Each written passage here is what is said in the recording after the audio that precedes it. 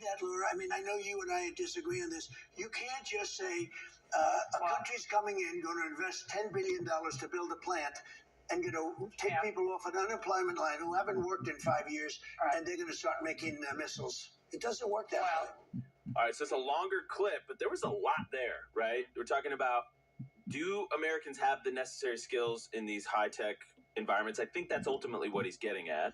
And what do you do about H-1Bs? So this is a hugely contentious issue. There's people of good faith on both sides of it. Joe Bob, you're not white. What's your take on it? Well, it's the second time I said that, but I didn't get a reaction. Hold on, let me put a qualifier in there as Libs would. As the son of an immigrant, I will say this. Can we have two thoughts in our head at one time? I think this audience is smart enough to be able to have two thoughts simultaneously. Yes, yeah. One, yes, we want these jobs to go to Americans. We want these jobs to go to American citizens. And at the same time, I think this is one of Charlie's biggest points when he wrote this book called College is a Scam, saying we're not educating the people in this country in the way that is going to be beneficial to their future jobs in this country. So on one hand, I want all these jobs to go to American people. On the other hand, we got to fix our education system so that these people can be qualified, because that really seems to be Trump's main point there, is that, well, we don't have enough qualified people to do all of these jobs. And I want those people to be qualified and be Americans. But the problem is our university system and our education system is so bogged down with liberal woke nonsense that we unfortunately don't, sometimes, and Trump would say it, don't have the talent. And I think that's possible, but it's going to take reevaluating where our education system is in order to bring Americans up to speed so we don't need to farm out or outsource any of these jobs. Well, I completely agree. We were big advocates when Charlie was around of trade schools, of tech trade schools. I think there is a misalignment between our higher education system and the jobs that exist in the economy. There is absolutely truth to that. If we're bringing in people, training foreigners to do jobs, the only way to keep that talent in-house is to let them live here. And I think the base does not want that. The base wants American-born kids to get American-made jobs. That's almost as simple as that. Rita says, I trust Trump's estimation. I also believe that a plan to employ more Americans in these jobs is possible. Patience will be required. Erica says, I think it's probably a necessity, unfortunately. We need China to stop sending fentanyl and to buy our goods. So this was the trade-off. If not necessarily the safest, but we need the talent. So with extensive screening, it might help until we can phase this out. Susan says, love y'all, but Trump is wrong. So it was it's misleading. It's love y'all. That's the subject line. And then it says, Trump is wrong. Americans can do anything they set their minds to. Thank you for what y'all's do, I think. Yeah, there's some truth to that. And so we have to look at this through a lens here where President Trump probably could have said it a different way. I mean, during World War II, you had wives literally building tanks and weapons. Americans are resilient. We will figure it out, and we are hard workers, and there's nothing that will stop us from achieving success. But then on the second hand, our universities are failing students in America. They're not producing the best students. And we are very impressive as Americans, but our universities and our education systems are not doing a great job educating us. It's institutional capture. It is. So our institutions have been captured by the woke, meritless, DEI left, and so excellence necessarily will be degraded if and when you inject those ideologies into our institutions. So what you need better institutions. If I'm telling you, mark my words, Mikey McCoy, if we just deported all the student visa holders or all of these foreign H-1B holders, and all these corporations, who are the ones that are talking to Trump right now and talking to the admin, we need this, we need that, we would find a way. It would be painful, and we would find a way. So maybe there is a phase out that makes sense, but we got to phase this out. That's my opinion. Yeah, and on top of that, too, I mean, President Trump wants the best for America. And so he's looking at this through a lens that we probably aren't, which is just, if the world has the best scientists and engineers, I want the best here in America. And so he's maybe just saying it a different way than we would like him to. I think we give him another opportunity to kind of clarify that. But look, we Americans are resilient. I bet on us 10 times out of 10. Never bet against America. Never This bet is against H. America. George. I'm an immigrant, and I'm against the importation of most of the engineers working in Silicon Valley. For years, I've watched qualified engineers being passed over for cheaper imported workers, primarily from India. Well, the India thing is like another big touch point with the debate, because India is, by far and away, I think it's like 70% of the H-1Bs are held by Indians. Yeah, you got 1.5 billion Indians on the planet, and a lot of them want to come here and work. And also just pretending to be something he's not. He can't get his act together. And I'm supposed to believe that Gavin Newsom just turned a blind eye to Antifa. This is the same Gavin Newsom that stopped ICE agents and federal agents from coming into California, but can't stop Antifa from attacking our attendees at our event. I want justice for this. I'm not going to turn a blind eye to this. I want to find out who's paying these Antifa people.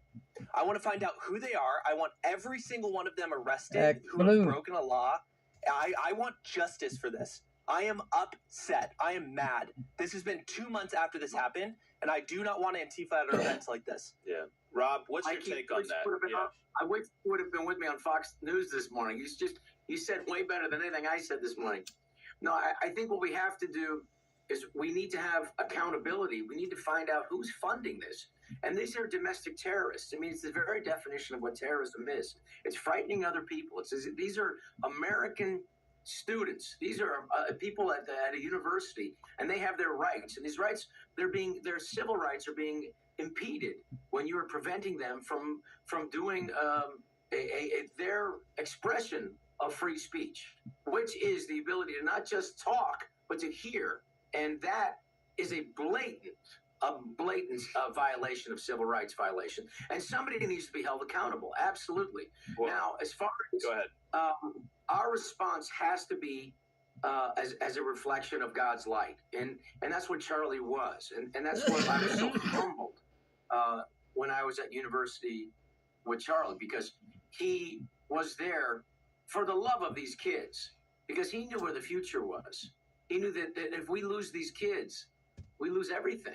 And we have to have these kids. And so while the left wants to silence us, it just makes us, I mean, look at all the publicity from yesterday. I think it's pretty obvious to anybody who is not, in a political echo chamber of MSNBC and the illiberal left, who the real fascists are. We love America and the love of country, and they try to group us into some sort of weird nationalistic negativity. Well, nationalism in its expansion is negative. That's true. But nationalism, when your country is under threat, is necessary. We have to love our country and protect our country. So in that sense, this is a healthy nationalism, and supporting our kids, young people, to be able to express themselves and to hear opposing viewpoints. And the University of Berkeley has proven themselves to be the shamefully anti-free speech. And for the university that really spoke to and started the university free speech movement for all speech, not just, they specifically said not left or right, but for all speech. It is an absolute shame on that university. And historians will look back at this moment as the most shameful moment in the history of the University of Berkeley. Miranda Devine, columnist for the New York Post, author of the new book, The Big Guy. She is joining the Charlie Kirk Show. Miranda, welcome back. It's good to see you. Thanks so much, Andrew. Great to talk to you. Yeah, great to talk to you as well. You had a bombshell article yesterday about the would-be assassin of President Trump, and you threaded in there a little piece about some of his fetishes. Maybe he was entertaining a furry fetish, or referred to himself with they, them pronouns. Tell us more, Miranda Devine.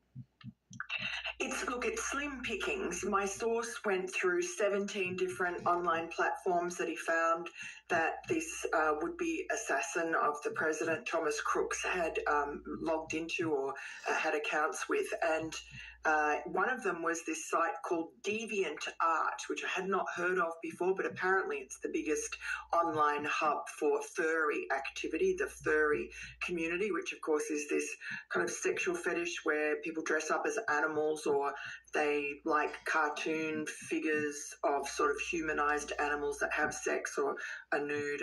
And some of it, I think some of it's not sexual, but most of it seems to be. Anyway, it's weird. And so this guy Thomas Crooks had 2 accounts on this platform, and he also on this platform used they them pronouns.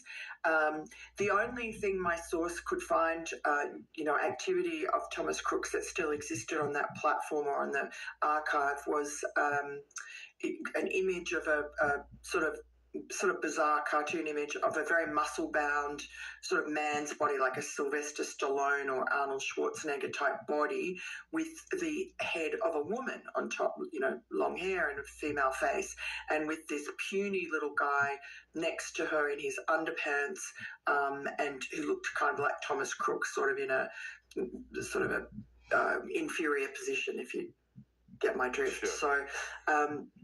So there's that. And then the other stuff he had on this DeviantArt platform was violent. It was cartoon characters shooting each other in the head, killing each other. That's all very strange.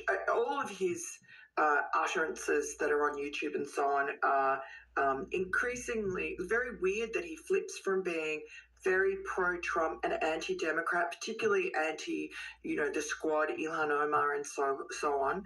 And then he flips in the matter of a couple of months in January 2020 to the opposite, does a 180, and now he's very anti-Trump, critical of Trump supporters, and starts escalating into this assassination rhetoric. There was a congressional report released in December 2024 that did not include a lot of this social media activity. Do we know why this was not mentioned in that congressional report in December of 2024? That's a really good point, because this was something that really disturbed my source and set him to continue to investigate and also try to get this into the hands of people who would do something about it. He's very concerned that the public doesn't know why the assassination attempt happened, and that it could escalate. And, we're told by the FBI currently that Crooks acted alone. This is what Kash Patel has said just in a tweet online, where he ran through all the inputs that the FBI put into the investigation, which I think is frankly quite meaningless. We followed up 14,000 tips, or we, did 10,000 interviews, whatever they did. He had all the metrics, but that's the inputs. What's the outputs? What came of all that effort? And all he does at the end is this conclusion that we've concluded that he acted alone. So my source just thinks there's something more to this, and so therefore he pursued it. And the fact that congressional report had nothing about the online activity would be because the FBI didn't share that with them. The only sort of time that I guess the FBI under Christopher Wray, just in the 2 weeks after the Butler events, Christopher Wray, a week later, testified to Congress. He said, there's no, we've searched our database and there's nothing about Thomas Crooks before Butler, right? Very carefully that he said that. Now, I asked the FBI when I was doing this story last week a number of questions, and the most important one, I think, was, did you have any contact with Thomas Crooks? Did the FBI have any contact with Thomas Crooks before Butler? Did anyone, report him to the FBI? Did you pay him a visit? Did you knock on his door? Were you aware of his online activity? Does he appear anywhere? And all I got back was no comment from the FBI. And, they've not been forthcoming with Congress. Senator Ron Johnson has been really angry about this, angry about the fact that even the Trump FBI, 12 months after Butler, in July of this year, has not complied with his oversight requests. He wants camera footage, he wants documents, he wants forensics, autopsy, etc. And he says he's been stonewalled by the FBI and the Secret Service. And I don't understand why that is. If it's as clear and simple as Kash Patel is telling us that, just this lone gunman acting alone, etc., why be secretive about his online activity? Why did Deputy Director Paul Abate, who was raised Deputy Director at the FBI, why did he testify to Congress 2 weeks after Butler and say only half the story? He described Thomas Crook's online activity leading up to when he flipped and became anti-Trump, when he was anti-Semitic and sort of expressing sort of far-right views. But Paul Abate didn't tell Congress, and I think this is lying by omission, that in January of 2020, this kid flipped and became rabidly anti-Trump and started then with his violent assassination rhetoric. Why did Paul Abate leave that out? That was deliberate misleading of Congress. And the question is, why? And why does Kash Patel not be more forthcoming? And look, the president is not satisfied. His family is not satisfied. So something doesn't add up here. Miranda Devine, New York Post, author of The Big Guy. Thank you so much for your time, Miranda. I know you got a dash. Thank you. I was calling it religious-based discrimination. They had the CARE's executive director Nihad Awad in 2023 expressed joy over the October 7th Hamas attacks on Israel. I was happy to see Palestinians break the siege, was what he said. They promote Sharia-aligned policies in public institutions. So, for example, because we're talking about Texas, look what CARE has done in Texas. CARE has advocated for accommodations like halal meals in schools. They've advocated to adjust exam schedules for Islamic holidays, allowing imams to perform marriages. They do that in. I think they already do that in New York. I think they get Eid off. That's kind of related to Ramadan. Yeah. Yes, exactly. So blue districts, you would assume this, but what Governor Abbott has done in Texas, they're going to get sued. CARE's going to sue them. Other people are going to sue them. But he has done in Texas, it should be codified by the state legislature. This should be as strong of a political foot forward as you could make, right? Because governors, executive orders from the president, they're all less firm than when you pass them through legislation, right? They're less reliable, stable. But this is the other thing. Look at CARE has even modified jail procedures to align with Islamic practices. So, CARE is a group that Charlie used to say this: Islam is incompatible with the West, and you have to take this from a macro to a micro. On the micro level, you are going to meet nice Muslims. Okay, that is not the argument that Charlie made. That is not the argument that we will make on the show. You will sometimes, obviously, meet people that are wonderful people of all backgrounds and walks of life. However, on the macro, Islam is not compatible with the West. Nope. We have clips of Charlie saying these things, by the way. If we want to throw to let's do one of those before the break. Let's do 190. The spiritual battle is coming to the West, and the enemies are wokeism or Marxism combining with Islamism to go after what we call the American way of life. And the American way of life is very for Christians protesting that they're going to get Charlie Kirk. Play cut 221. Hey, he said he hopes Jake gets Charlie Kirk. You hope I get Charlie Kirk? Do you hope he gets killed because you don't like him? What? That's yeah. You hope he gets killed because you don't like him? Yeah. I suppose we'll be hearing that one for a long time, won't we? Yeah. Which, sadly, you know what? I hate it, but at the same time, there's something satisfying or useful when the mask comes off, when they just admit what they want. Yeah. Hopefully people notice. And you see just how depraved they are. I totally agree. Here's Dearborn Mayor Abdullah Hammoud to a resident. You do not belong in this city, Islamophobe. Get out. 225. Hezbollah, bombed the embassy in Beirut, and including many Americans. So I just feel it's quite inappropriate. You are an Islamophobe, and although you live here, I want you to know as mayor, you are not welcome here. And the day you move out of the city will be the day that I launch a parade celebrating the fact that you moved out of the city. Good people. And this is what they do. This is what I want to make very clear. Their whole goal is to infiltrate mayor by mayor, elected office by elected office, and then they're going to, essentially their plan is to outbreed. They're going to immigrate and they're going to outbreed Americans and Westerners more broadly. And I want to play this clip. That's actually, what he's pushing. I believe, this is Bridget Gabriel. She's been on the Pushing. show before with Charlie. And she talks about how successful Muslims were in these past elections. Play cut 220. 42 Muslim candidates won elected office. 42. 76 ran and 42 got elected. So while all eyes were on Mamdani in New York, the Muslims were able to sweep such victories for the first time in American history across at least 9 states, occupying positions. And last clip I'm going to play in this segment, but this is an Islamic imam explaining how they plan to take over America, and it ties into that last clip. Play cut 222. Let's work towards a Muslim mayor. Next election that comes in, nominate people for the school board of education. Next election that comes here, nominate people for the local township.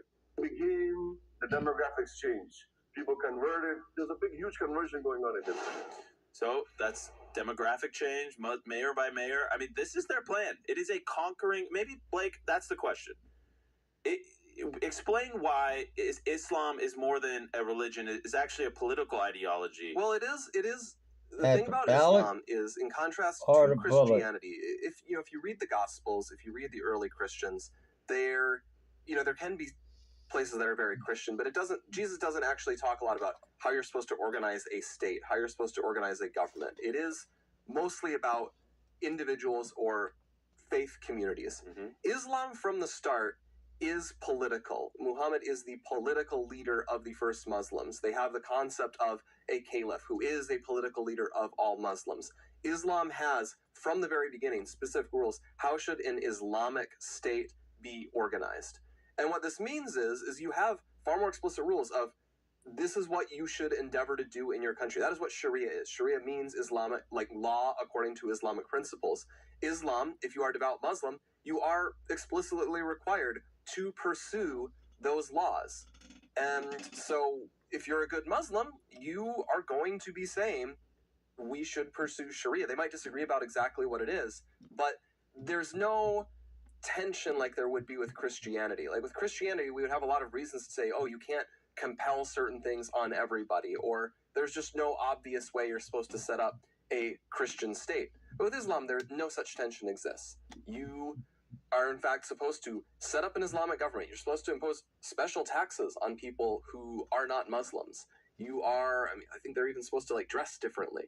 And there's all of these things. And so there's this vast history for Muslims to view, oh, I am part of, and also it was a conquest thing from the beginning, that the faith was created and rapidly conquered the area around it to spread Islam. So they have an entire history of, we can expand, we can take over an area, and then we can impose Islamic law, Islamic norms on that place. In the past, they did it with actual warfare. We are now in the 21st century, and they are very aware it can be done demographically. You'll have Islamic thinkers in their own private, sermons and podcasts. They will say, we are going to conquer the West with our wombs. That's the wording they'll use. Mm-hmm. And they say that West is a woman to be mounted.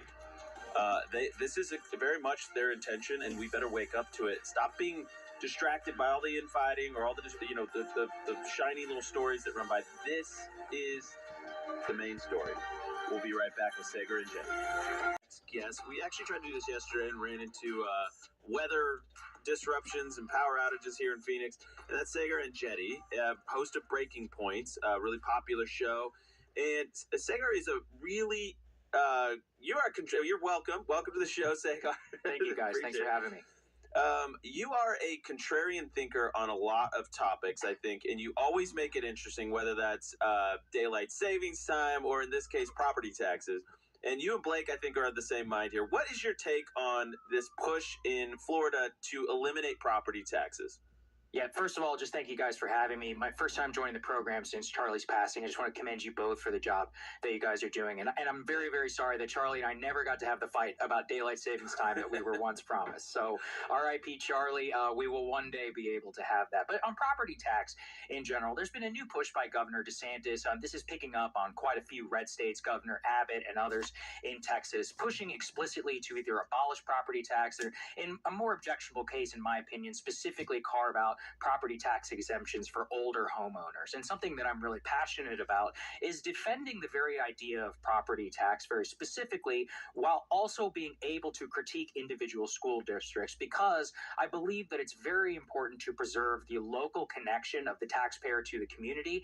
And one of my more recent objections right now specifically is that it actually centralizes control of education, of police, public services, and others at the state and the federal level. And if you really think back to the founding of our republic, property tax is in many ways the most American tax that exists. 14 out of the 15 colonies had property taxes by 1796. Thomas Jefferson actually believed that property tax was the most righteous tax that could exist here in the United States. And so I'm concerned more specifically at a very high level that this is largely a giveaway to the wealthy landowner class, which, yes, also disproportionately happens to be much older, and that it is not one that prioritizes younger families, turnover, and other healthy elements of a housing market, which remains, as you guys know, as Charlie knew as well, one of the central pain points for the burgeoning American family. And if we care about families, caring about housing policy, school district funding is something that we all really need to think very deeply about. And I just think this goes in the wrong direction. You know, I think everybody's heart is in the right place. We want more families, we want more marriages, we want